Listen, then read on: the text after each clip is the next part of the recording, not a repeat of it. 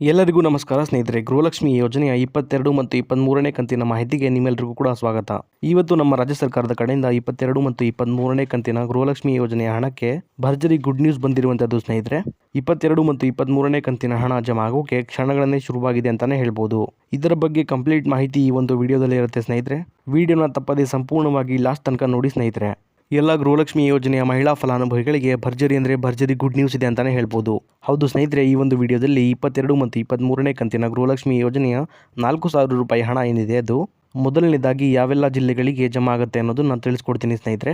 ಹಾಗೆಯೇ 22 ಮತ್ತು 23ನೇ ಕಂತಿನ ಹಣದ ಬಗ್ಗೆ ಮುಖ್ಯವಾದ ಮಾಹಿತಿಯನ್ನು ಕೂಡ ತಿಳಿಸ್ಕೊಡ್ತೀನಿ. ವಿಡಿಯೋನ ಎಲ್ಲೂ ಕೂಡ ಸ್ಕಿಪ್ ಮಾಡಿಬಿಡಿ, ಸಂಪೂರ್ಣವಾಗಿ ವಿಡಿಯೋನ ನೋಡಿ. ಅದಕ್ಕೂ ಮುಂಚೆ ನೀವೇನಾದರೂ ನಮ್ಮ ಕನ್ನಡ ನ್ಯೂಸ್ ಒನ್ ಚಾನಲ್ಗೆ ಮೊದಲನೇ ಸಲ ಭೇಟಿ ಕೊಟ್ಟಿದ್ರೆ ದಯವಿಟ್ಟು ಸಬ್ಸ್ಕ್ರೈಬ್ ಮಾಡ್ಕೊಳ್ಳಿ ಸ್ನೇಹಿತರೆ. ಇದೇ ರೀತಿ ಎಲ್ಲ ಗೃಹಲಕ್ಷ್ಮಿ ಯೋಜನೆಯ ಮಾಹಿತಿಗಳನ್ನ ನಿಮಗೆ ಪ್ರತಿದಿನ ಕೊಡ್ತಾ ಹೋಗ್ತೀನಿ. ಹಾಗೆಯೇ ಈ ಒಂದು ವಿಡಿಯೋಗೆ ಲೈಕ್ ಕೊಡೋ ಮೂಲಕ ಸಪೋರ್ಟ್ ಕೂಡ ಮಾಡಿ ಸ್ನೇಹಿತರೆ. ಬನ್ನಿ ಹಾಗಾದರೆ ಅಪ್ಡೇಟ್ ಕಡೆ ಹೋಗೋಣ. ಸ್ನೇಹಿತರೆ, 22 ಮತ್ತು 23ನೇ ಕಂತಿನ ಗೃಹಲಕ್ಷ್ಮಿ ಯೋಜನೆಯ ಹಣದ ಬಗ್ಗೆ ನಮ್ಮ ಕರ್ನಾಟಕ ರಾಜ್ಯ ಸರ್ಕಾರದ ಕಡೆಯಿಂದ ಒಂದು ಗುಡ್ ನ್ಯೂಸ್ ಕೊಟ್ಟಿದ್ದಾರೆ ಅಂತಲೇ ಹೇಳ್ಬೋದು ಸ್ನೇಹಿತರೆ.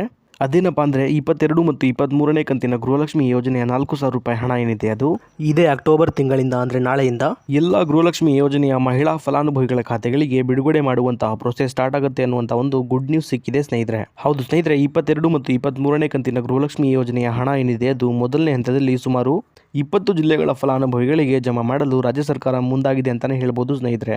ಈಗ ಯಾವೆಲ್ಲ ಜಿಲ್ಲೆಗಳಿಗೆ ಮೊದಲನೇ ಹಂತದ 22 ಮತ್ತು 23ನೇ ಕಂತಿನ ಹಣ ಏನಿದೆ ಅದು ಜಮಾ ಆಗುತ್ತೆ ಅನ್ನೋದನ್ನ ನೋಡ್ತಾ ಹೋಗೋಣ ಬನ್ನಿ ಸ್ನೇಹಿತರೆ. ಬೆಳಗಾವಿ, ಬೀದರ್, ಚಿಕ್ಕಬಳ್ಳಾಪುರ, ಗುಲ್ಬರ್ಗ, ರಾಯಚೂರು, ಕೋಲಾರ, ಉಡುಪಿ, ಹಾಸನ, ಚಿಕ್ಕಮಗಳೂರು, ಬಳ್ಳಾರಿ, ಧಾರವಾಡ, ಉತ್ತರ ಕನ್ನಡ, ದಕ್ಷಿಣ ಕನ್ನಡ, ಹಾವೇರಿ, ಮಂಗಳೂರು, ಶಿವಮೊಗ್ಗ, ದಾವಣಗೆರೆ, ಇದಾದ್ಮೇಲೆ ಕೊಡಗು ಹಾಗೂ ಮೈಸೂರು.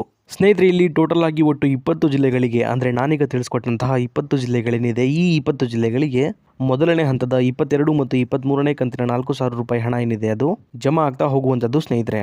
ಈಗ ಇಲ್ಲೊಂದು ಕ್ಲಾರಿಟಿನ ನಿಮ್ಮೆಲ್ಲರಿಗೂ ಕೊಡ್ತೀನಿ ಸ್ನೇಹಿತರೆ. ನಾನು ಅದೇನಪ್ಪ ಅಂದರೆ ಈಗ ನಾನು ತಿಳಿಸ್ಕೊಟ್ಟಿರುವಂತಹ 20 ಜಿಲ್ಲೆಗಳೇನಿದೆ ಈ 20 ಜಿಲ್ಲೆಗಳಲ್ಲಿ ಸಂಪೂರ್ಣವಾಗಿ 22 ಮತ್ತು 23ನೇ ಕಂತಿನ ಗೃಹಲಕ್ಷ್ಮಿ ಯೋಜನೆಯ ಹಣ ಏನಿದೆ ಅದು ಎಲ್ಲ ಫಲಾನುಭವಿಗಳ ಖಾತೆಗಳಿಗೆ ಒಟ್ಟಿಗೆ ಜಮಾ ಆಗೋದಿಲ್ಲ ಸ್ನೇಹಿತರೆ. ಇದರ ಬದಲಾಗಿ ಹಂತ ಹಂತವಾಗಿ ಇದೇ ಅಕ್ಟೋಬರ್ ತಿಂಗಳ ಕೊನೆ ವಾರ ಮುಗಿಯೋದ್ರೊಳಗೆ ಎಲ್ಲ ಫಲಾನುಭವಿಗಳ ಖಾತೆಗಳಿಗೆ ಸಂಪೂರ್ಣವಾಗಿ ಜಮಾ ಆಗುತ್ತೆ ಸ್ನೇಹಿತರೆ. ಯಾಕಂದರೆ ಸ್ನೇಹಿತರೆ, ಈ ಒಂದು 22 ಮತ್ತು 23ನೇ ಕಂತಿನ ಹಣ ಏನಿದೆ ಅದು ಸಂಪೂರ್ಣವಾಗಿ ಎಲ್ಲ ಫಲಾನುಭವಿಗಳ ಖಾತೆಗಳಿಗೆ ಜಮಾ ಆಗೋಗೆ ಕನಿಷ್ಠ ಅಂದರೂ ಸಹ 15ರಿಂದ 20 ದಿನಗಳ ತನಕ ಸಮಯ ಬೇಕೇ ಬೇಕು ಅನ್ನುವಂಥ ಅಪ್ಡೇಟನ್ನು ಶ್ರೀಮತಿ ಲಕ್ಷ್ಮೀ ಹೆಬ್ಬಾಳ್ಕರ್ ಮೇಡಮ್ ಅವರು ಕೊಟ್ಟಿದ್ದಾರೆ ಸ್ನೇಹಿತರೆ.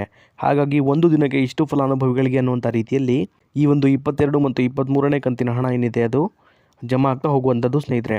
ನಾನೀಗ ತಿಳಿಸ್ಕೊಟ್ಟಂತಹ 15ರಿಂದ 20 ದಿನಗಳ ಒಳಗೆ ಈ ಒಂದು 22 ಮತ್ತು 23ನೇ ಕಂತಿನ ಹಣ ಏನಿದೆ ಅದು ಜಮಾ ಆಗ್ತಾ ಹೋಗುತ್ತೆ ಸ್ನೇಹಿತರೆ. ಆದರೆ 1 ಅಥವಾ 2 ದಿನದಲ್ಲಿ ಪೂರ್ತಿಯಾಗಿ ಹಣ ಜಮಾ ಆಗೋಕ್ಕೆ ಸಾಧ್ಯ ಇಲ್ಲ. ಇಷ್ಟು ಮಾತ್ರ ಕ್ಲಾರಿಟಿನ ನೀವಿಲ್ಲಿ ತಗೋಬೇಕಾಗತ್ತೆ.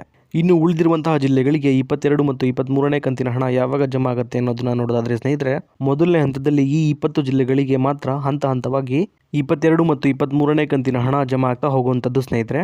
ಹಾಗೆಯೇ ಬಾಕಿ ಇರುವಂತಹ ಎಲ್ಲ ಜಿಲ್ಲೆಗಳಿಗೆ ಈ ಜಿಲ್ಲೆಗಳ ಫಲಾನುಭವಿಗಳಿಗೆ ಹಣ ಜಮಾ ಆಗುವ ಪ್ರೋಸೆಸ್ ಮುಗಿದ ನಂತರ ಬಾಕಿ ಇರುವಂತಹ ಎಲ್ಲ ಜಿಲ್ಲೆಗಳಿಗೂ ಕೂಡ 22 ಮತ್ತು 23ನೇ ಕಂತಿನ 4,000 ರೂಪಾಯಿ ಹಣ ಏನಿದೆ ಅದು ಜಮಾ ಆಗೋಕೆ ಶುರುವಾಗುತ್ತೆ ಸ್ನೇಹಿತರೆ.